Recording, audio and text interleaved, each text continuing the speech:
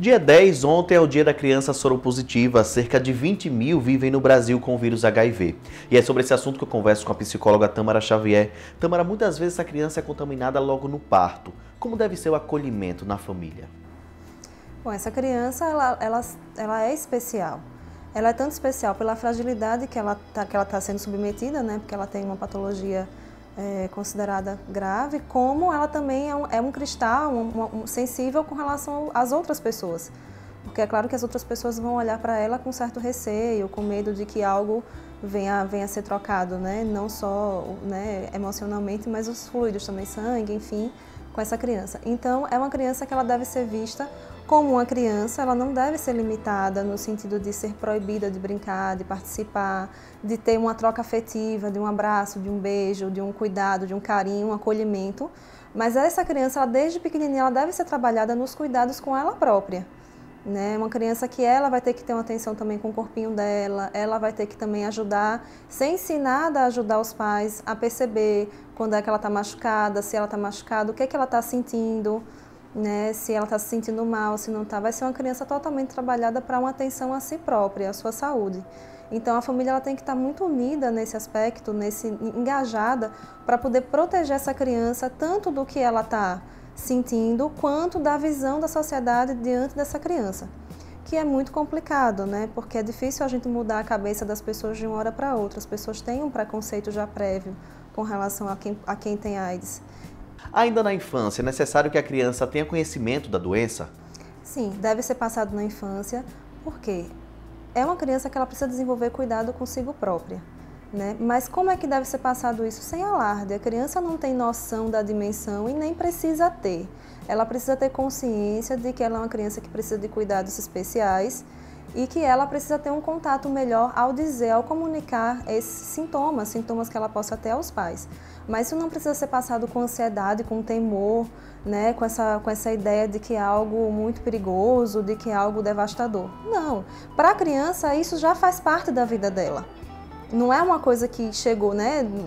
Algo que veio e que ela tem essa consciência, essa concepção da AIDS como uma doença avassaladora não está ainda na mente da criança. Para ela faz parte do convívio dela, do dia a dia dela. Ela precisa aprender a lidar com isso desde pequenininha, tendo consciência do corpinho dela, do que ela sente, de como lidar com as outras crianças na relação. Chegam nos momentos que a criança sai do convívio familiar e vai para a escola. A escola deve estar preparada para receber esse aluno? Sim, a escola tem que estar consciente dessa criança, né, que essa criança existe, que ela participa do meio social na escola, justamente por todos esses cuidados que ela merece e que ela também precisa ter confiança e acreditar que quem está cuidando dela não vai discriminá-la, porque isso é fundamental, né? Uma professora não pode olhar para aquela criança porque ela tem, né, o vírus, olhar com um olhar de diferença, de medo, de pavor, qualquer coisa nesse sentido, né? É uma criança que merece cuidado. Tendo os devidos cuidados, essa criança não vai ser perigo para ninguém. E ela precisa crescer como criança, ela precisa brincar, ela precisa correr, ela precisa sorrir, ela precisa abraçar os colegas, ela precisa fazer isso tudo. Agora, tendo toda uma cautela, né? Uma atenção que essa criança deve também ser educada dentro de casa. Por isso que tem que ser as duas instituições, vamos dizer, a familiar e a escolar, andando de mãos dadas. Porque a AIDS, ela é uma doença que ela é vista na criança, ela não vai ter esse preconceito de como ela foi contaminada. Mas é uma doença que, infelizmente, ela carrega um preconceito de como houve a contaminação. Mas a criança, muitas vezes, ela foi colocada na situação como vítima completamente.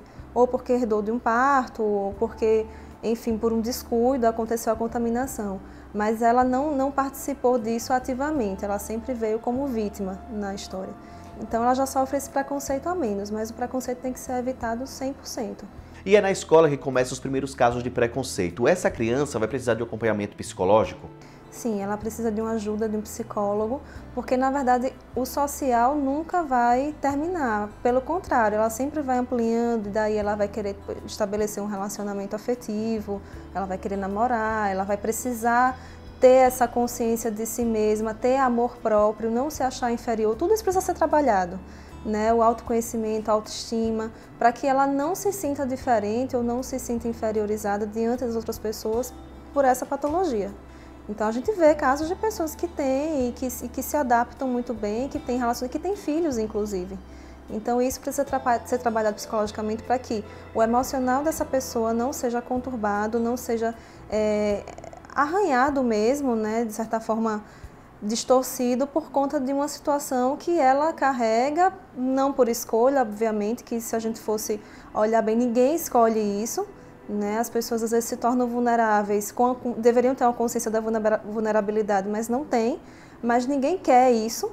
Então as pessoas elas precisam trabalhar esse emocional para que isso não venha prejudicá-las no sentido da autoestima. Muitas pessoas desistem da vida e acabam achando que chegou ao fundo do poço, mas não deve ser pensado dessa forma, não é isso? Não, e hoje, né, como a gente tem as medicações, elas estão conseguindo, a tecnologia farmacêutica, né, a farmácia, ela está conseguindo chegar a certos níveis que as pessoas conseguem conviver socialmente, conseguem manter um certo nível de saúde ou bem-estar. Claro que não é o ideal, claro que existem situações em que as pessoas ainda precisam recorrer a uma medicação, a um hospital, enfim, mas o social, a vida social está ficando cada vez melhor, ela tem condições de viver com isso.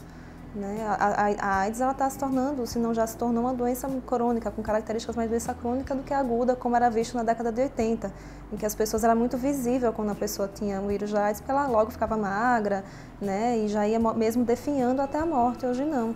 Muito obrigado, Tâmara, pelas informações e pela sua participação aqui no Viva Mais. Obrigada a vocês.